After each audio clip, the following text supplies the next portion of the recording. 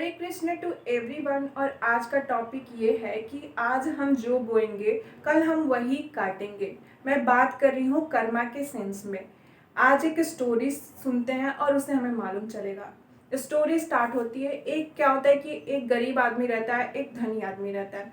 तो जो गरीब आदमी रहता है उसके पास धनी आदमी आता है और बोलता है कि मेरी जो है गेहूं की फसल लगी है उसको काट दो, उसमें से मैं तुमको कुछ गेहूं दे दूंगा और कुछ पैसे दे दूंगा।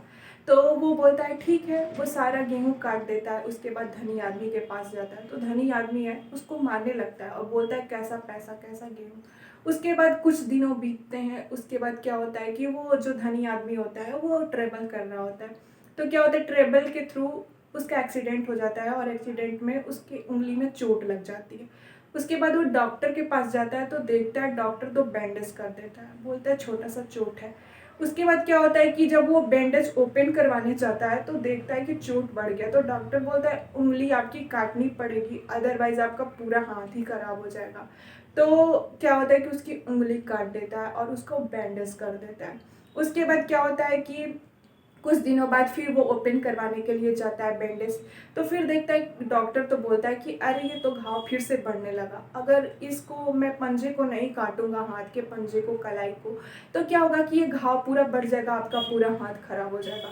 तो वो क्या करता है कि पूरी जो कलाई होती है उसको काट देता है, उसके बाद बैंडेज कर देता है। उसके बाद क्या होता है कि फिर वो ओपन करवाने के लिए जाता है धनी आदमी। तो फिर देखता है तो फिर वो जो घाव है वो आगे बढ़ गया होता है। फिर डॉक्टर बोलता है कि आपका हाथ जो है यहाँ तक काटना पड़ेगा, अदरवाइज पूरा हाथ ही खराब हो जाएगा आपका। तो यहाँ तक हाथ काट देता है, उसके बाद बैंडेज कर देता है। उसके बाद क्या होता है कि फिर वो जाता है तो देखता है कि घाव बढ़ ही रहा है।